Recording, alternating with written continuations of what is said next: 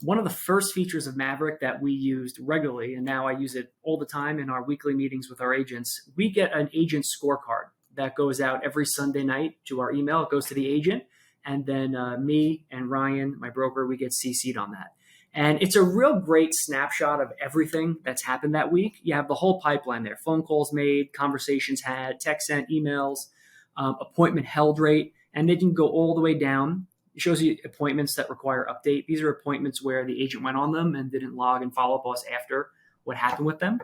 And then it goes all the way down to transactions and contracts within the last 90 days.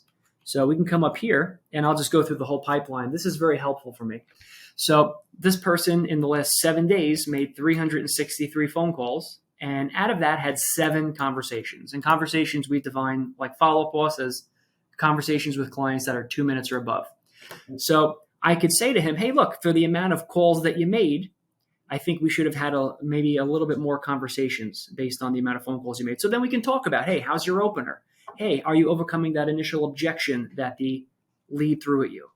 And then let's say he had these conversations, and then I'm going to stack that up against how many appointments he set. So he had 11 appointments from those 7 conversations. So a lot of these appointments were probably appointments that were taken prior to those 7 conversations happening, or multiple appointments with the same lead or leads that were set through text. But either way, he's not just spinning his wheels. He's having conversations with people and he's booking appointments from them, which is great. If he wasn't booking appointments from those 7 conversations, I would probably want to go in. Previously, I'd have to listen to the phone calls. Now I can actually go into the AI call grader, which is fantastic. And it'll just tell me if he's not building rapport, if he's not showing empathy. Maybe he's just not asking for the appointment. And it would give me right there at my fingertips exactly what the problem is. But luckily, he doesn't have this problem. He's booking plenty of appointments. And he's retaining about 3/4 of the appointments he books, which is great. If he wasn't, let's say this number was like below 60, 50, and we were getting into less than half of his appointments were showing up, I'd probably be able to go in there and figure out, is he confirming properly? What happened on that phone call that person didn't want to show up? And that's where all the call grading features are very helpful. I'm not going to have to listen to that whole phone call again.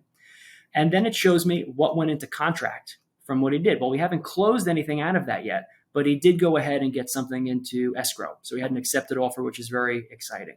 So this whole snapshot is fantastic. It shows us from the previous week, and it also stacks it against the previous 30 days. So we can see if someone is trending up or if someone is trending down. Now you see here where it says rank. So that means he stands number 1 on our leaderboard because he's making the most contact attempts and he's having the most conversations. And, if he was maybe number 2 for them, he'd be here. If he had the most escrows on the team, I can go to transaction based on the leaderboard, and it would show you who has the most escrows, who stands number 1. People love this. People especially love people like the dollar amount more than they do the actual number. It just shows how much volume they're doing in terms of both team deals. So these are our paid lead sources like Ylopo, as well as just overall, if they're a big sphere agent, they bring in a lot of their own sphere of influence. It would show that here as well. So the snapshot is fantastic. I love how it has everything all in one place. The agents have it as a reference to see if they're getting better, if they're going backwards, or if they're staying the same. And, who doesn't love some good competition? Everybody wants them to up the leaderboard. So great tools all around. Do the agents have access to the leaderboard? Or? The agents don't have access to the leaderboard because they have to be able to log into Maverick for the leaderboard. So only like the people who have Maverick accounts can see it. So like me, Ryan, Frank, the team leaders. But they do get this, and it will tell them if they're number 1 or number 2 or number 3. So they can't see the whole leaderboard. I show it to them all the time. So we'll sit in our meetings and we'll pull it up, or at our group team meetings, we'll put this up on the projector so everyone can see it. But in terms of just in their own time on their own computer, they can see where they rank within that leaderboard.